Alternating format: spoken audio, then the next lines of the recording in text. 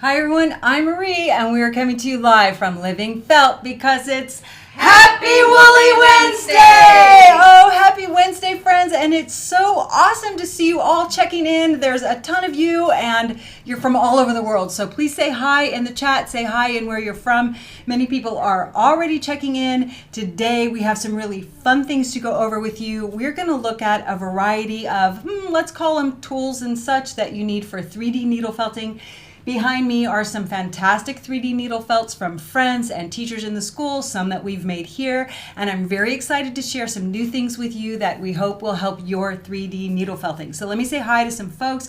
Linda's in Tennessee, Julia, of course, in the Channel Islands, always romantic for us to think about it over there, Marianne in Australia, Susan in Iowa. Thanks y'all so much for being here. Hi to Beth in Michigan, Joan in Tennessee, Cindy in California, Maureen in Canada, just the usual suspects here. So nice to see you. If it's your first show, say hi, I'm new. People will welcome you. Everything's going on in the live chat. You can comment there and you will get entered to win prizes. So we are going to give away prizes from last week's show a little later on. For those of you who don't notice and you stumbled upon this feed, thank you so much for being here. If you're watching the replay, comment down below because you also have a chance to win prizes.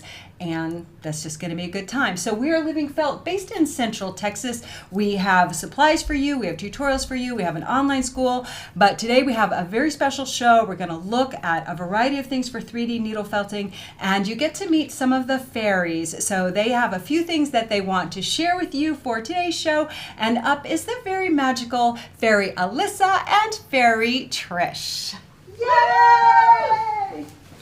Hello, everybody. Hey, y'all. Alyssa here. And Trish. Boy, do we have a surprise for you. In case you're wondering what it is.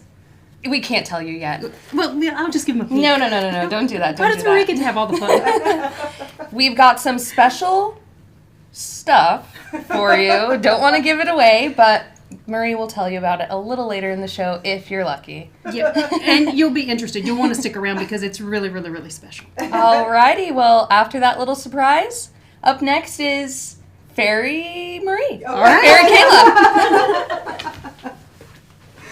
Kayla. So just a little fun and tease for you there. We have, of course, with us today is our very fairy, funny fairy in the field, Fairy Kayla. Hey everybody, Fairy Kayla here. Happy Woolly Wednesday! It's so good to see everybody, and I think it's just close enough to fall that we can squeeze in a fall joke for you today. And they're my favorite types of jokes. So I did have a question for you. Why did the pumpkin lose his boxing match? Why did the pumpkin lose his boxing match? Well, it's because he let his gourd down. Gosh. Thank you guys so much. Have fun today, and we'll see you next time. Thank you, Fairy Kayla, and thanks y'all so much for putting up with our goofy antics. We just like to have a good time around here. There's always lots and lots of work being done, calls being answered, orders being packed, but we just like to make it a good time while we're here, and we appreciate you joining us so much. So thank y'all again for just being here today. We're going to look at a variety of things together, and as Fairy Alyssa and Fairy Trish teased out, we have some very special things for you. So I want to tell you all about it, and I'm going to tell you all about it. What I'm going to say, I'm just going to prep it with this and say, you know, sometimes when we're needle felting in 3D, there's certain tools that would really help us. Sometimes we may not have those tools, and we have to maybe go to our spouse or our partner's bench to find those, and sometimes they come to our workspace to find those. We have something that we've created especially just for you and us too, and I'm not going to tell you about it. I'm just going to give you I'm just going to give you a little peek right now.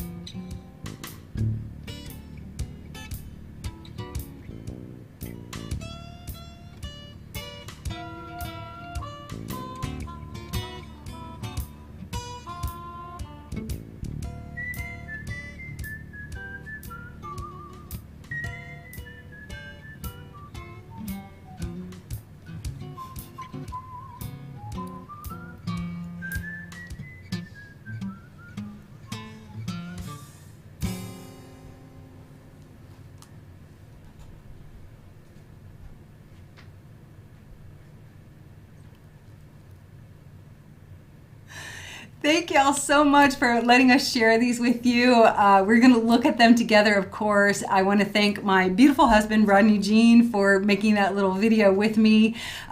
His skills are amazing, and I see many of your comments that are just fantastic. Like your husband's, Wiggin Out 54, one of my favorites, says, my husband's tools are always greasy and never pink. I love that so much. And Mudworks, hi Joanne, Mudworks Pottery, who of course makes the living felt mugs for us, and a lot of my personal pottery too, says that it's nice to have all-in-one kit. And Teresa Dudek says, yeah, these are some of the tools she borrows in her husband's kit. So I want to go over a lot of things with you today. I'm going to go over this set with you as well and just tell you a few more features about the tools that we've put together and tell you about it. Just before y'all start asking, I will tell you that it's on a super duper sale right now. If you do get the whole set, then there's a couple of free gifts that come with it, and it's like very much on sale at the moment. So we have a limited supply that will get the free gifts that are included. And what you get if you get this is you're going to get the kit. The free gifts include a carry case for the pliers, or what we call our universal tool. They'll hold up to the largest tool. And you'll also get our Furbic comb, and I'm just giving you a little piece of scrap felt in there too. So let me open this with you. I want to tell you that I've been working on this for a very long time. I kept it a secret from everybody except my husband, so absolutely no one knew about it. And I'm just really happy to bring this to you and hope y'all like it, because you deserve your own tools to do your work, and it's nice to have tools that really work for you. So a couple of things about the case. First of all, it has a really nice zipper closure. I didn't want a snap on this one or something that just folded over. I wanted you to be able to drop it in your bag and put it away. And then when you open it, what you'll see is that you get this little reference card in there. I find sometimes we maybe don't know what's the right tool to choose for a job, and this is what I'll go over with you today. But we outline the same tools that are in your set, and then we kind of give you guidance on what you might use them for. Well, let's look at these tools together right here. There are 5 tools in the set, and then you get the case. What you're going to see also is that in your case, we've slipped a little piece. Let me just show this here. We didn't, these are mine, but we slipped just a little piece of black felt for you because the tools are kind of large. And so we've dropped just a little piece of black felt right here in the spine. You can just keep yours loose in there. I have mine loose in my personal set, or you can glue it down or whatever you want. But we've given you just a little slice of felt inside your case on this first round of tools. Let's look at what these tools are, and I will pull them out. I didn't bring my... And thank y'all for just being here for the big unveiling. Like I said, I've been working on it for a long time, so it's been really fun to kind of reach this point. And we're going to come in really close so you can see them all as well. I'll put my case aside, and here we go. Okay, so the thing to know about these tools, or the things that you'll probably start to notice, is first of all, these are not miniature tools. These are adult size tools for adult size hands. There's no minis in this set. They have this nice no-slip grip, and of course we had to put it in what we consider as a fun color. I know every monitor is different, so it is kind of a, you know, pink purple, as you can tell from my hand being in the shot. These are a beautiful polished stainless steel. These are really high quality tools. We have a leaf spring action, so as you use the tool, it pops back open rather than having to open and close it with your hands each time. That'll do that for you. And then the other thing is, on the pliers is we have a nice smooth bed in the jaws of the pliers. What the tools are here is these are just pliers.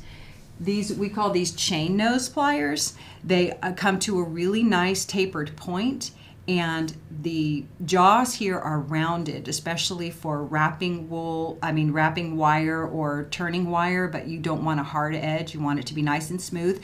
You can also use this as like an opposite torque. If you're holding, you're doing 2 things with 2 tools, this can help pull and be your second tool to help you really wrench down on something. So this is just called chain nose pliers. This is a side wire cutter, and I'll use all of these tools with you so you know what they're ideal for. These are really precisioned. They have, what you can see is that there's no gap here in the bed where they cut, so it's going to give you a really nice, precise cut. These side cutters here are really going to be ideal for your finer wires and your smaller wires. This is a needle nose plier and wire cutter in one. I love personally having a universal tool, especially when we have bigger wires, larger wires, harder wires. I like to have the tools in one. So this is the longest tool in the set because it has to have both the cutter and the jaws. And then if you look through here, you can also see that there's no gap in the cutter. They're really machined well so that they're going to give you a nice precise cut. So this is going to be for your bigger wires, or some slightly harder. These are fiber shears, so they are for cutting fiber, not paper, not felt. We have craft scissors, right? We have fabric scissors. We have other things in our kit, but I wanted to give you a nice, this is a 5-inch fiber shear. You've got a nice rest here for your finger, so that can provide comfort if you're cutting over time. And then you have a little stop here so that you stop the cut each time. So just use these for fiber. That's the only thing you want to use them for, and then you'll be happy with their performance over time. And then the last item in the set is what I call detail tweezers. These tweezers have a very fine point, a very sharp tip, and they will hold even the tiniest of things, which we'll demonstrate later. So they're nice and strong, they're well machined, they join really well here with no gap. So use them for what they're intended for, you know, pick, pluck, poke, whatever, but treat them well and they'll be great for you for getting into the details. And then they come with a little rubber tip so that when you tuck them away, they're not going to poke you or anyone else as well. Cool. So I will go over these with you, but what are some of the initial, what are we saying here, Jordan? Everyone loves the color you chose, first of all. Susan says, I have all these tools, but they end up scattered around the house. It's going to be so nice to have them in a safe and sound, dedicated space. Oh, that's fun. I'm so glad to hear it. Okay, cool. Well, let me show you one more thing. I'll push these out of the way just for a moment. Now, you can get the entire set, so 5 tools in the set, but we know that some people may just need or want one tool, and so not all of the tools are available a la carte, but what you can get are the needle nose pliers a la carte. Those can be purchased separately, and then the fiber shears can be purchased separately as well. So if you get the needle nose pliers, they're going to come, this is for our first round, they're going to come with a nice felt carry case. So you can get those, they're going to come packaged together. And then if you get the fiber shears, these come packaged together. The cases are not currently available by themselves. You can only buy these as a pair, and yeah, these, it's just how they come packaged like this. So you can get the whole set, or you can get these 2 little guys all by themselves. Okay, so let's see a question about, what's Linda Calver's question there? Okay, yes, let's talk about those jaws. She's asking about those jaws. So Linda, it's a great question, and I want to show you these jaws because on lots and lots of shows, I've done 3D work with y'all, and what you see is that I've worked with like whatever pliers I could get at the hardware store or even the grocery store, I'm embarrassed to say, but I would just buy pliers wherever I could. So we're going to look at these jaws together right here. This, y'all, for those who don't know, is what she's asking about. Are the jaws serrated? These are the pliers that you've seen me use hundreds of times. Well, maybe not hundreds, but a few times. There's no spring action. You have to open and close them by themselves. And these jaws are serrated, and they're kind of blackish, not very attractive. They've only been used, you know, in the studio here, actually. They've not been used to do any other work that I'm aware of. But those serrated jaws, for me, tend to tear up wire, like our covered wires, covered wires and other stuff, they tend to mar whatever I'm working with. So when we designed these, it was really important for me that these beds be very nice and smooth so that they don't mar up our wires, as little as possible. I want to say as little as possible. Okay, so that's what she means by the serrated teeth, and we went for no on our pliers because of the type of work we're doing. We didn't want them to be serrated. Great question though, and now that one's out of the way. And so I've already answered the thing I think about the case, those aren't available a la carte. Right now the cases are only available with the tool, or the large case is included for a limited time as a free gift with the entire set. It's one of the free gifts. The other free gift is our Furbic comb. Some of you have that already, but our Furbic comb is what we use to when we're working with long hair and fiber, and hopefully I'll have time to do a little bit of that today with y'all. Let's look at the tools. I'd like to look at the tools with you together and go over what tools are good for what. So let's start with these needle nose pliers just real quick. As I mentioned, these pliers are for, they don't cut anything. They're chain nose pliers. They don't cut anything, but they're great for just manipulating wire, especially I would tend to use these on like a smaller wire. So I'll pull in here, say a 20, just as an example, a 20 gauge wire. So this is a finer wire. You can see how easy it is to bend and manipulate. So the thing with wire is the bigger the number, the finer or the smaller the wire, generally speaking. So these chain nose pliers are going to be great for, sorry, I'm trying to get into the shot here. These are going to be great for working with the finer things or smaller things. And then let's say we just want to twist this wire together. Well, these are going to do that for you and allow you to work with your wire without really damaging or chewing up the wire that you have. So these are a good tool. Now, yes, you could also twist it with your hand, but what if your fingers aren't all that good? Or you can hold this, you can use these just as a holding tool while you do something else. Or sometimes I like to hold this and then twist the wire. That tends to be the way I work. But sometimes you want to twist. If the wire is particularly hard on your fingers, you might want to use the tool to do the twisting.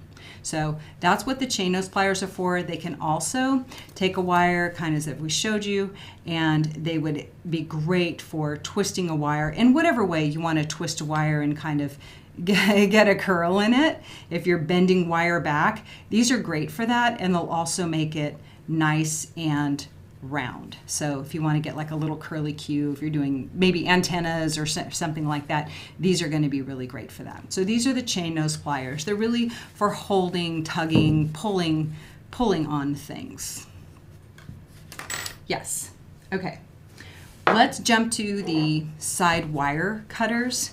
The side wire cutters are really going to be for your smaller or more delicate wires, or the soft aluminum wires. They work great with the soft aluminum wire. So let me just show you them with a couple of the wires like I'm mentioning. So we have a variety of wires in the shop, and as I just said, wires, the larger the number, the finer the wire. So, but there's also different types of wire that we have available. So let me just show you some of those wires so you have an idea of what these look like in person the next time you go shopping. I'll pull some of these out and let Jordan tell me a few things that people are saying over there. They're very excited for the non-serrated part of the oh, good. Good. Yeah, I was hoping so. A few people have experienced that the serrated kind of ones kind of chew up the wire a little bit. Yeah, me too. They're made for different types of work, and I guess that's really kind of what we came to, is meaning what I was thinking about was that, those tools weren't necessarily geared towards us, but I also didn't want miniature tools. We need like full-size tools here. Okay, I'm gonna pull out, how about the 26 gauge? I'll park these here. What else you got, Jordan? Let's see. Someone asks how the fiber shears are different from regular we'll scissors. get to the shears. We'll get to the shears Well, let's look at the wire and wire cutters first, perhaps. And I'll look at this wire with you here. Garland says, my husband will appreciate me finally giving his tools back. Okay, so we're going to start with our fine wires. And what I have here is I'm bringing in, let's see, a variety here for you to look at. We're looking at the finest wires that we carry right now and the best tool to use for that.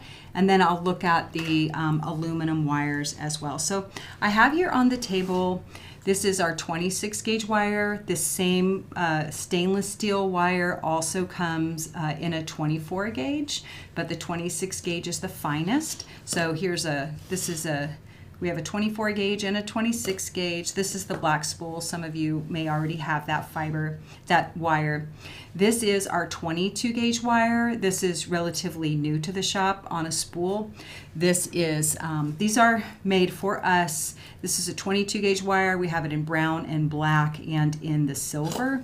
You know, these wires are very fine, and you're going to use for very fine parts and projects. You're going to have to find your way, but like this would be great in little fairy wings, something that's inside or something where you really need to manipulate the wire very easily. And of course, every wire that you twist is going to get stronger as you twist it. So this is for very fine details. This is sort of in the middle, like I might build the underpart of a bird beak with this wire. This is 22 gauge, so this comes bare or coated in the brown and the black like I showed you. Chenille stem, you all recognize that. Sometimes we wrap our larger wires with those. And then we have 20 gauge and 22 gauge, goes this way, 20 gauge and 22 gauge white covered wire. So these are all the very fine wires. When you're cutting these wires, these are not the ideal tool. This is the universal tool or the needle nose plier / wire cutter. This is really going to be ideal for your larger wires. So we wanted a really nice cutter for when you're cutting these very fine wires, so you didn't have to struggle with it. And that is what this side cutter is for. So if you have a very fine wire, what you want to do is you can just cut the wire with a snip. And it's going to just snip right off for you. Now, if you, I was showing Jordan earlier that if you just snip this, sometimes depending on what way you have your blade, it might go flying off and fly across the room. So if you snip it with the blades out like that, it might snip away from you and shoots across the room. I have to find that later. But if you turn it the opposite way and kind of tip it down, then you can control that cut a little more readily and not have it go flying across the room. So play with that as you're working with them. We brought in this black mat. This is our little Wowee topper, just so you can kind of see. Now this is the 22 gauge wire. I might use this for the understructure of a beak or maybe even a small bird, especially where I want to wrap these wires, say around a wood branch or something like that. And these pliers are just perfect for that. You have to kind of find your place, you know, whenever you're cutting something, but you're going to find the spot where you can just repeatedly snip, snip, snip. So this is great for fine wires. For cutting something like the chenille stems is the same. Getting too big of a cutter makes it kind of a challenge, but these fine little pliers are perfect for it. Perfect. Okay, these are the 20 and 22 gauge covered wires. So it's the same thing. This is perfect for them. I'm flying across the room now. So you might want to angle it down where it's going, or, you know, cut into your bucket or whatever, but these are fantastic. They're like little wire snips. They're just perfect for cutting fine wires. So these are the smallest ones in the set, and these are only available in the set right now.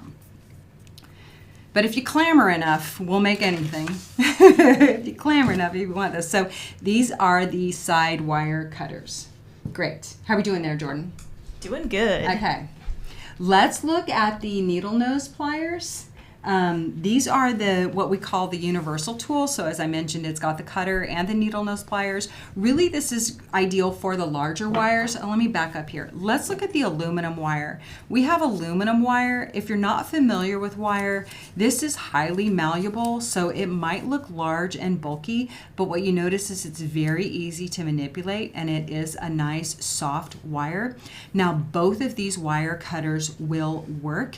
The fine ones will work because the wire is so soft, but if I had my preference, I would use this bigger one for this as well. So it's just going to be a little bit less or easier work on these big wire cutters to cut this, just because the circumference is so much bigger. So this is very easy to cut off these larger wires. But these needle nose pliers can also cut something like our 18 gauge wire. Let me get that out for you here. I didn't know I needed a trash bin collection for my demonstration today. This is our 18 gauge wire, which is like a really coarse stem wire. We use this on, I don't know, we used it in like our standing gnomes, I think, and some other things. I think Irina Hughes even used this in elephant, no? She used 18 gauge wire? Do you remember? Jordan's shrugging her shoulders. I think it was a little bit bigger of a I don't remember. gauge. So here we go. So just clip, clip, clip, clip. And at the same time, with this tool, so if you're just having the one tool available, like I said, it's not going to be great on the fine wire because the teeth are really designed to cut bigger things, the blade is. But if you're just manipulating a slightly bigger wire or more dense wire, this is going to be your tool. So let me get a nice pinch here.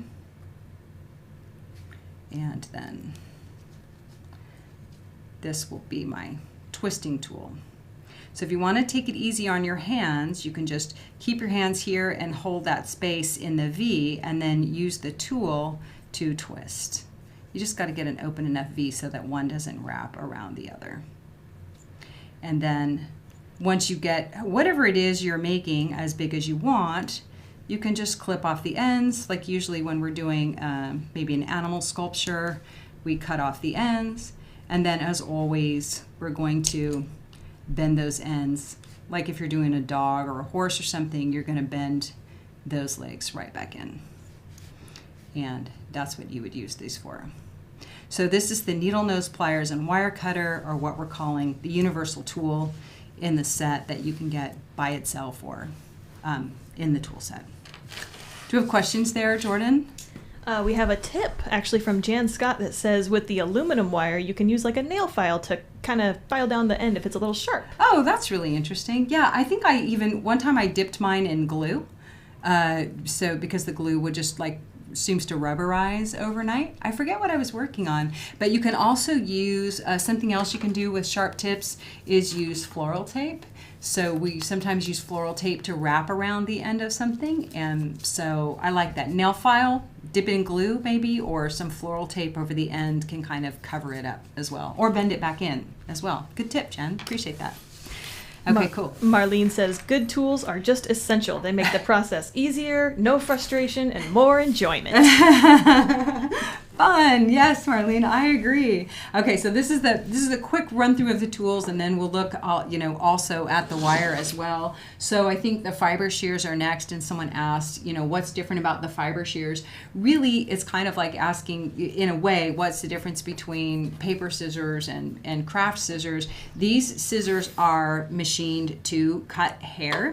They actually don't have a sharp point, maybe like you're used to with your, let's say my Fiskars number 5, which I tend to use for thread and things like that. I kind of use those just for thread. I have thread snips that I use when I'm sewing. I have craft scissors that I'll just cut anything with.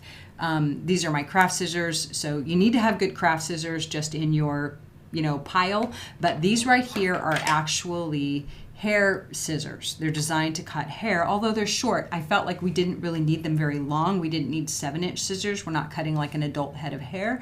We're cutting these very small pieces and sculptures. I did bring someone whose hair we can cut, but I'll show you here real quickly, just so you can kind of get a sense of how it is to cut with these.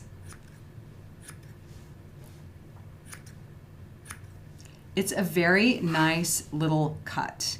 Go across it. Yeah. I can think of plenty of scissors I have that couldn't do this right now, just chop this stuff up. So I thought, let's see, I brought a little guy. Grab him. I was telling Jordan, so this is I want y'all to tell me what his profession is.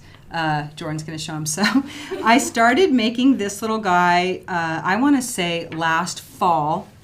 As an example, he's sort of about the size of one of the smallest dolls I had ever made. I made a tiny, what I called a teacup elf. And I don't even know if I ever shared him, but he was very tiny. And I wanted to make a doll that fit our little shoes that we put on Mr. Fiddles. Some of you will remember Mr. Fiddles we made last year, and then we gave him clothes. So I wanted to make a doll that fit these shoes. But then I saw Kimberly Czar's Christmas elves, and I decided not to make them on the show. I decided instead, let's have Kimberly come and teach us the magic of her elves, which are on the set behind me. But what you can do with scissors like these, and maybe your Furbic comb if you have it, is give this little guy, some kind of a haircut. So we've just given him a little blend of hair, and I've given him a real poofy do. Let me see if I can get him over there to you. I can't, he's too tall. A real poofy do. Let's go overhead on that. And then you can use these scissors to kind of give him a haircut. So he's kind of a wild child right now, which I like. And we'll just initially bring all of his hair down and make it shorter. I think we should have dolls for just trying out hairdos, maybe. Kind of like the Barbie heads we had when I was a kid. Some of you gals are in my age group, you know what I'm talking about. We had these little dressing heads that you could put makeup on and stuff like that. Braid the hair. And Yeah. It was really bad hair, too. It was very bad. Okay, so I'm just going to give him a little more of a cut. I hadn't really decided what his hair was going to be like. I kind of liked it wild, honestly. And then we'll go into it a little bit and trim it up. See, I think he should have wild hair. Iva Dean Anderson says he is a rock star. Oh, okay. I thought so, maybe. Maybe, what do you think of, I'll ask my husband, is he a shoegazer? There's like the shoegaze rock. Jordan's laughing. Do you know what that is? Shoegaze rock. I'm just going to go in and trim his hair up a little bit this way and kind of break it up. His hair is made from New Zealand Corriedale, and if y'all haven't checked it out, we have a couple of packs we call hair and mane. Is that what it's called? Wild and Tame Hair and Mane packs, and they come in a variety of colors that we think are just great for hair. And then I'm just going to comb his hair over and see how I feel about it. I think it should be kind of wild and not like school photo. You know what I mean? Not like a school photo. And then this helps kind of take out some of the loose bits as well. But we wanted to include in the pack a nice little pair of scissors for whether you're making something like, let's see, who do I have here? I have a little owl I've been working on. I'm starting to work on and giving him like a similar little haircut. I have this we made together last year, but it's an example of where you apply long fur. Maybe it's 2 years ago now when there was the koala. Remember the fires in Australia? And we made the koala kit. This is our same koala kit with fiber applied, and then you cut it very, very close, very close. So you put the hair on the same way, and then you cut it very, very close, and it gives them this, really great fur effect. And then, of course, together we made Muffin, who is also a long pair. So these are the reasons that we want to put the fiber shears into the kit, and really ideally if you use them just for fiber, then I think you're going to be happy with how they perform for you over time. And maybe if you need to sharpen them, maybe you have someone in your family who's a sharpener. I give all those types of things to my husband because he knows how to sharpen knives, but if you just use them for fiber, I think you'll be pretty happy. We have a question. Can you use the scissors on silk? I wouldn't be you mean for silk fiber? Silk saris. Don't cut fabric with it. Use your fabric scissors to cut fabric. So keep your scissors separate so that they stay fine-tuned for what they're meant to cut. So get yourself a good pair of fabric scissors for sure, and use those on your sari silk fabric, but only use this for fiber, not fabric. And not like wool felt, but loose fibers like we're using them here. And I think you'll be happy with them if you do. Okay, what else?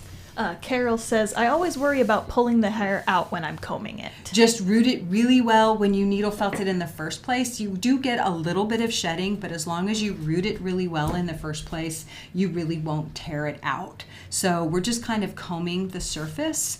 But yeah, I don't really have a problem with tearing it out. So a couple of things, and thanks for mentioning that. One, your base of whatever you put that fiber in should be very firm. If it's loose, then that means that there's a lot of air in it, and you put the hair in, it's going to come out very easily.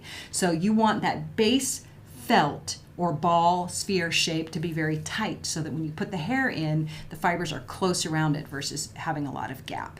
That will be a good support in the first place. So then you can anchor the hair in really well. And when I anchor the hair in, I do like to use usually a coarser needle, maybe even the 38 star or 38 star spiral, so that you really root it in there and get it to stay.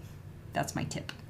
Okay, actually, Audrey earlier was asking about silk fibers too with the scissors. Oh yeah, silk fibers. You know, I haven't cut silk fibers with them. I really only used them for grooming the wool. So I'd have to do a little bit of research myself to understand what's the difference between that tensile strength of the silk fibers versus maybe viscose and bamboo, because then we get into a whole bunch more, and maybe it even just comes down to the microns, because silk fibers are a pretty small micron and wool fibers can get larger, so you're probably pretty safe there. But I would just notice how easy it is. If when you go to cut and the fiber seems like it's kind of bending, or the scissors don't want to cut it, then don't use it for that.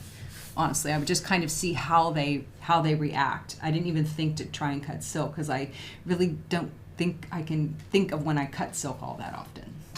Not sure. Diana mentions using the scissors to trim the fuzzies off of a needle felted project. Sure. If your needle felting project's a little on the fuzzy side, yes, you can definitely trim the fuzzies off of that for sure. Cool. Okay, so let's look at the tweezers, if you will. But I bring in a little, I know I brought in a little fluff of wool for you. So, okay, I always have tweezers in my workstation. I've always had tweezers in my workstation. I've always had a variety of tweezers in my workstation. I've often bought them just in like the cosmetics section or whatever. But over the years, you know, we buy tools and refine what we find. And I really wanted a pair of detail scissors for holding fine things, like we saw in the video, or sometimes just picking out fiber. So let's look at these tweezers up close if we can. And what I mean by picking things out of fiber, so fibers very naturally will have vegetable matter in them. Not everything, it really depends on the level of processing, but often with batting, especially if it's non-carbonized, like our core wool, which who cares, core wool is underneath everything, or our MC1. But even sometimes the Bergschaft and the Maori might still have some vegetable matter in it. And look, y'all, it only matters in the final surface layer. So if you're working on a doll, it doesn't matter on all the inside. It matters on the outer layers, wherever you have that fiber. So you can either pick the fiber, the vegetable matter out in that final surface layer, or you can pick it out just before you apply it. And that is one of the reasons I wanted a very nice, sharp tip, so that it would be very easy if you had vegetable matter in the surface layer to go in there and just get that piece and pull it out. And if you were sitting at my work table with me on any given night, you would find a little tuft of stuff that I just kind of pick out and then toss out, or you could use it in the innards of something. So these detail scissors hold things that are very, very fine, but I also wanted them to hold things that are very, like if you needed strength.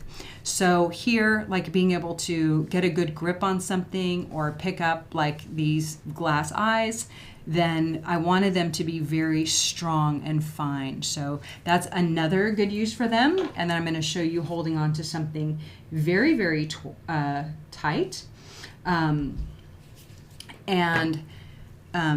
I'm hearing communique from the field that the tweezers are of interest for people. They are. Okay, good. Well, we can definitely look at that, y'all. I definitely will look at that for the future. You know, they do need to be manufactured, but I can work on that. Now, I brought in Mr. Fiddles. Did you say raccoons have white whiskers? They do. Okay, raccoons have white whiskers. So forget this, but we're going to show you anyway.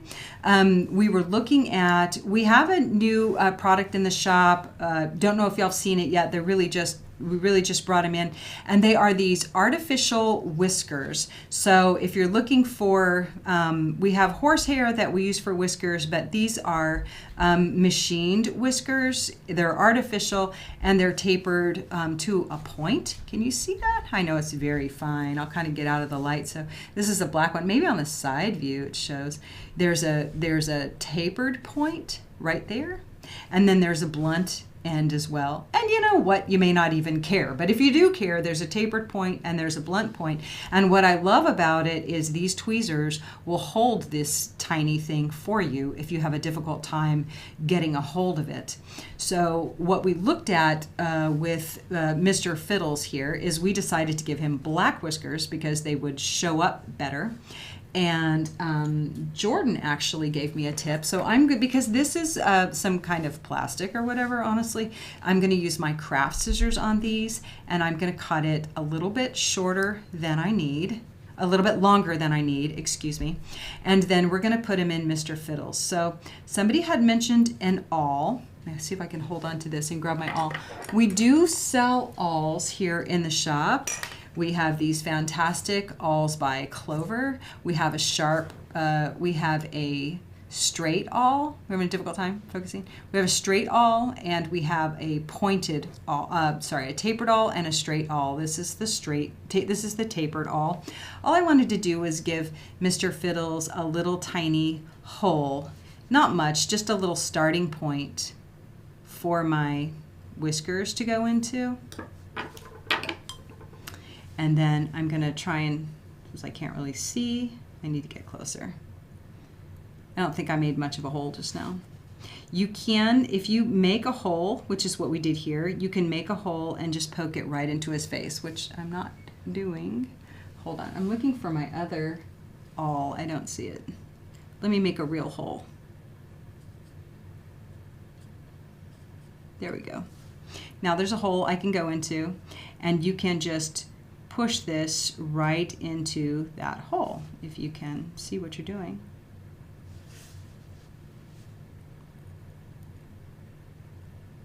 Now, what you can do is drop a little bit of glue on the end of that whisker or a little bit of glue into the hole. But there is a second way to get that whisker in there. Some of you were asking, and I'm going to show that to you. Jordan and I were sharing methods just before the show, so I'm going to give you one of the tips that she gave to me.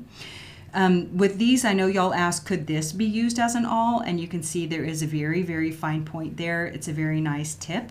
So you could, if you wanted, it just depends on what you have, but you could use that fine tip as an awl as well. It just, you know, it's going to get large pretty fast, so it won't go very deep. Whereas an awl like this, you can make a nice deep hole, like where we're putting the bird legs in our body or inserting something deep.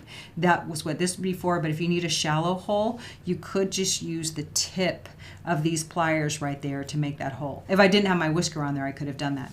Now, a second way to get this whisker in here, and you kind of have to wash half of it, is to take a needle. I've threaded a needle with one of these whiskers right here, and it's kind of bent, so you're gonna, you're going to lose part of it, but we'll run it right through. Can we see? You're gonna run it right through his little muzzle here. Now with horsehair, I'll just run it through to the other side and let it go through both sides. But here you can just use that needle, thread it right into the muzzle there, and then pull. Oh, she gaffed it. I'm gonna get it because I want to show you Jordan's hot tip, which I like that tip. Okay, I'm gonna try it one more time. Sorry, y'all. I de-inkered my other whisker because it's not glued in. Okay, let me hold on to this. Okay, here we go. Now, what Jordan shared, a couple of things. We were talking about how long should a critter's whisker be, and she said they go to the shoulders, or at least with a cat, because, what'd you say, Jordan? They use it to measure what kind of size hole they can squeeze through. I love that. So his whisker should probably be a little bit shorter, but what Jordan shared and what we talked about is so you can take the balance of this off. Let's say you would cut the whisker like there. And then she says she puts a little drop of glue right there on this end of the whisker and then just pulls it right back into the jaw, which I thought was really, really clever. So you put the glue on the end that's sticking out and then you pull it back through so it's in the muzzle. So I think that's awesome. That's an awesome tip. So a couple of ways to get the whiskers in here, and you can do the same thing with the horsehair, but if you want to try these little guys, they come in white, black. There's 50 to a tube. See if you like them, or you can check out the horsehair. All right, I do want to answer some questions that I see coming through, and I want to look at the wires. I feel like now we've run through all of the tools, basically. I've got a fun madness mess happening here. So what are the questions I can answer about the wires? Jan would like to see if you could compare different wires for like how much bending it takes until one gets fragile and breaks. She says that some wire is softer and has a different kind of bendability. It's true, and the thing is, we're going to suggest. So Jan says some wires tend to break more easily. I think you need to think about the purpose of a wire, what you're using it for. If you want something you can bend and move all the time, a chenille stem is going to hold up for you over and over and over and over. And it's not really going to break. But some wires, too much of this, and they're going to break over time. So I think, a lot of times when we're making sculptures like the one behind us, they're not meant to be toys and posed over and over again, changing the pose over and over again. What happens is wire, I'm going to let Rodney, my husband, chime in if I'm wrong, like wire kind of has a memory also, and it's going to want to go back to where you put it. So if I put a bend in this wire, maybe we'll look at it overhead. If I put a bend in this wire, it's enough that I want to, try and straighten it out. But once I put a bend in that wire or I kink it, it wants to stay, which, oh, by the way, that's a great way to get an elbow. If you want an elbow in something, well, make a bend and then straighten it back out. So I can bend, this is our aluminum wire. This is a 12 gauge wire. We have it in 12 gauge and 15 gauge. Very pliable, wonderful for making armatures and sculptures. Like this is an example of a wire armature that we use for making the undercarriage of an animal. And the truth is, if I were to make a sculpture out of this and I were to put the legs straight and bend the legs again and put the legs straight and bend the legs again, you can expect that over time that might break. So I can't sit here and just, make the wires break, but I would like to show you the pliability and the strength. This wire is actually a pretty strong wire. As far as, it can hold its shape. It doesn't have any sort of slack all by itself. And then as you twist it upon itself, you can form something like a very, strong spine or strong neck of an animal. It can hold up. So these aluminum wires are great for animals. So this is this here is the 12 gauge, but here's the 14 gauge. I'd like you to see the difference. The 14 gauge is noticeably thinner. And so if you were making an animal, you might use the 12 gauge for the body and the 14 gauge like for the tail, that you don't really need to have much strength on it. So this is very pliable. Very, very, very pliable, but it still has body, and strength on its own. And this one is not quite as pliable, but they're both great for these understructures of a doll.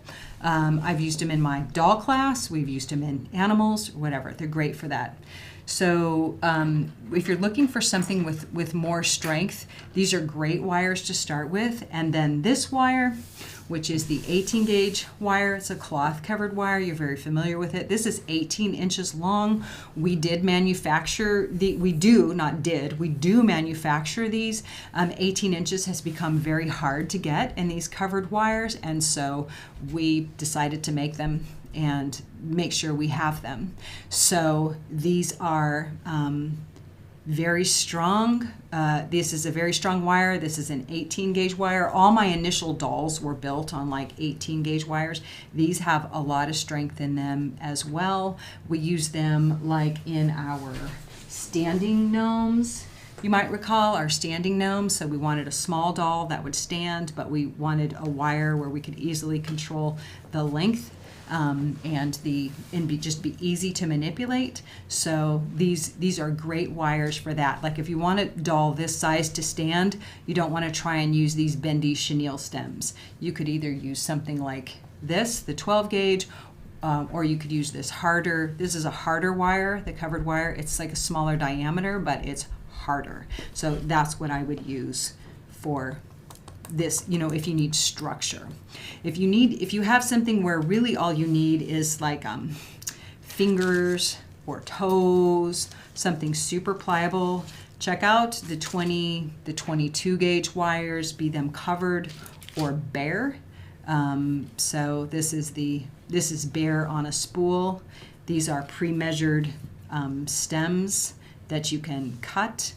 But it's very similar wire. So the higher the number, the finer the wire. So this is 22 gauge, 22 gauge, and 20 gauge wire. So this will be the one that has more density out of the three. And this, see, bendy, just a little less bendy. It's just going to give you a little more pushback, a little more resistance on that. And then of course we have these super, super, super fine wires, the 24 and the 26 gauge wire, which like you could practically make jewelry out of, you know what I mean? Like I don't know if you were like beating little parts together or something. This wire is very, very, very pliable, very, very, very bendy. And we have this 24 and 26, twists on itself fantastically, will really, it's great. So I think I've used it in like some of my bird feet. Here's the 24, which just has a little more strength. So, there's nothing wrong with having a variety to choose from and really see what you need or what you like to use. Let me see, I should get off this one, get back to this one. But these wires are very different. And this little stainless steel wire has a lot of give. So if you're looking for something that you can really spiral and shape and manipulate, then these 24 and 26 gauge wires are the ones for you. Yeah, something very tiny parts, little bendy parts like that. Is that helpful? I think so. Okay. We have a few questions about the wire. Is there an advantage to using the covered wire, or what's the difference there between the covered I and the really plain? think it's going to come down to a personal preference of what you like. But the reason that sometimes we like the covered wire, this particularly so the white and the brown wire, is that it's a little easier for the wool to grab onto. It's just you have less of a slick surface. So if I'm very often these covered wires are buried inside of a project or underneath of wool, and the wool grabs onto it very readily. Whereas with the bare wire, if you want to do bird legs, you can just have the bird legs sticking out. They can just be out, whether it's the white, the black, it's painted. So the black wire, we use the black wire like in our an ornament, our snowman's ears, and then the ornament hanger is the connector between his two earmuffs, or the brown could be your snowman's arms, or brown or black bird legs. So even silver bird legs, you can use them just straight as they are, whereas you might not want to do that with the paper. But we do have a bird legs tutorial you might check out. There's some few things you can do with that, but really it comes down to being a nice grippy with the wool, and then the covering does add just another layer of like a little bit of strength compared to the bare wire. Yeah. Chloe asks, can you combine different gauges of wires for different body parts? Oh, for sure. So like I might use one really strong one for the body, medium for the arms, and delicate for fingers. Like I don't want to try and use this 18 gauge covered wire for fingers on a small doll. I won't be able to bend the fingers, but maybe I want those fingers to hold on to something. So it's important to make some little tests and see how strong you need them, but you absolutely can vary the wires. In fact, I want to show you. So like if you look at, I don't know his name yet. He hasn't told me his name yet. But if you look at my little doll here, we have a doll tutorial where you see me use, I think I use something more like the 14 gauge wire on the neck in the doll tutorial. But this guy, I figured out that I can use something more like the 22 gauge wire in the neck. As long as the body is really strong, I can use a lighter gauge wire in the neck to secure it to the body. So definitely only use what you need, because what we don't want to do is bang into wire. So the less wire you can get away with, great. You just want it to hold up and really serve the purposes that you're working with. So great question. Yeah. What else? Joyce asks, are these tools made in the USA? They're not, but I'm holding back the source, but they're not made in China. That's all I say. Well, yes, in USA. So yes, they are made in the USA. No, right? they're not. Oh, okay. No, they're imported. Oh, Yeah. Sorry about that. That's okay. They're imported. Yep, they are imported. Yep, All right. We have a question about the whiskers, if you want to go back to that. sure. Do you have any idea how it would be possible to curl a whisker? I haven't tried this yet. In fact, I was talking about it yesterday. I was thinking I want to try a little bit of a heat source. So I meant to try that before we got to today, and I just ran into too many things. So I wanted to try applying a little bit of heat because it seems like a plastic product. So I think a little bit of heat here will be our friend, but I'm going to try it with the scissors right now and just see if I can get a curl happening in that. So let's look at that. What else? We have, Oh, here we go. Look, check it out. See, I hadn't even tried yet. I was going to try heat. So can you Cute. see? Yeah. So yeah, you can get a little bit of a curl. Now it's wanting to go a little wonky, but there I go. I've got like a little arch there, just a little tiny one. So that's just a scissor curl, which we've all done with ribbon. So you might play with that and see if you can get what you're trying to achieve with that. Cool. What else? Devin McCarroll asks, do you carry those sparkly eyes on the owl? I would like to show you those. I don't carry them, but they're so easy to do. So I'm working on the owl. Would y'all like to see the owl as a tutorial? Because we were working on the owl as an ornament for this year. So if the owl's of interest, say yes, owl in the chat, and we'll bring him back, because I think it'd be a really fun, whether it's like an ornament, was really what I was working on, was a holiday ornament, and then the eyes were kind of a fun trial that I think worked out, so I like it. What do we think? Okay, what else you got? We have one yes owl so far. One Show me yes the owl. Show me Yeah, the yeah. owl. If you like the owls, I'll show you the owls. Okay, what else you got, friends? Diana has another tip for us, that the tweezers, they work great to hold thin pieces of fiber that you're working on felting, and it frees up a finger. Oh, very nice. Very nice. I like that. Hold thin pieces of fiber. Have to give that a shot.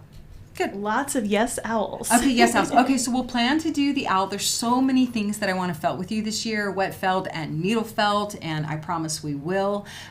So the owl is on the chart, and maybe there'll be a few different color options. So I'm very happy to share these tools with you. I'm trying to think if there's anything else that I wanted to share that were tools wise. I know lots of you all have tried the wow pads. We're so grateful. For those of you who don't know, I brought a piece of foam. So I've been working on the wow pad today, or displaying on the wow pad. Our Earth Harmony foam is made in the USA.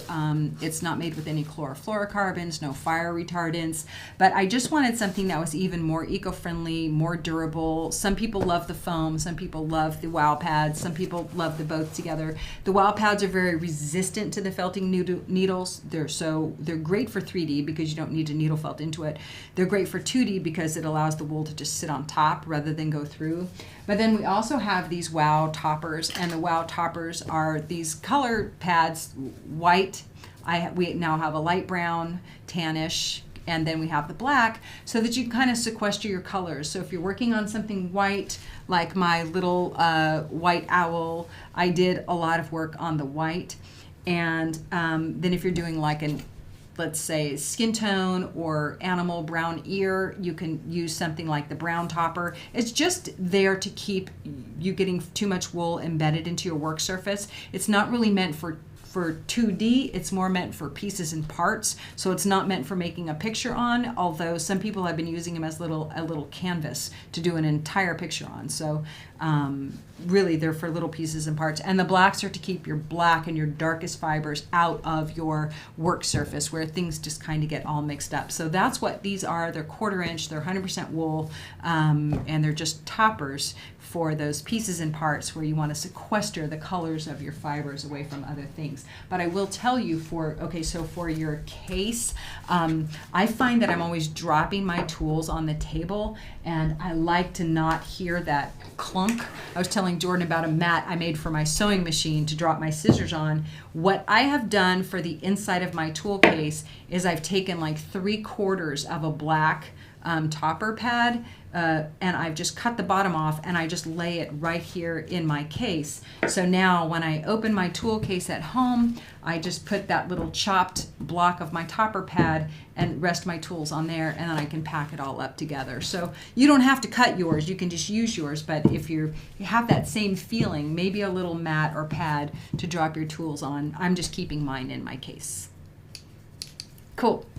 Deanna Montgomery says, not having to pick off white or black fiber off of the toppers is such a huge time saver benefit. Very nice, very nice. Well, y'all, listen, I'm just so grateful for your time. I'm grateful for you letting us share these. We call them shape makers. It's the shape makers tool set, the shape makers needle nose pliers and wire cutters, or the shape makers fiber shears. I promise I'll read all of your comments and requests and ideas. If you do find that just the tweezers alone are of interest, well, then we'll certainly look at manufacturing them, and I just look forward to your feedback. So I think we have some prizes to give away. Isn't that right, Jordan? Yes, we do. So this is from last week.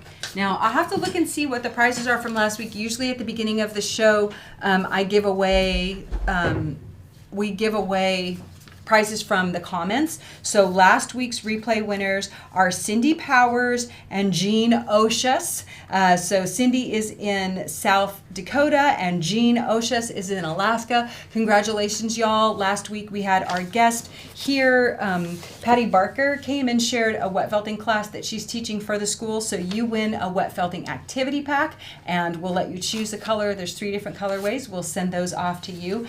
And for today's winners, we're going to send you a topper pad. You can choose white, black, or brown, whichever you like. You can check it out and see if you like it. Jordan's been writing down names over there. Lots of Very comments exciting. today. Okay, thanks, Jordan. Well, why don't you pick? Jordan's been writing your names down furiously. And y'all, please do leave comments down below because you also get a chance to win. In fact, I'll tell you what we'll do. We'll do a topper pad, and we'll do a 12 by 12 wow pad. So you'll get both. You'll get a wow pad and a topper pad. They're not the same size on tensional. That's fine. You have to pick your color. Who do you got? I have Linda Calver. Very fun. And I have Heather Douglas. So thank you all so much for hanging out with us today. I look forward to reading what you all had to say, and just know that we appreciate you so much. Hey, there's no show next week, so we'll be back in 2 weeks, and I promise we'll do something fun. Cool. All right, y'all. Be good to yourselves. Thank you. Bye.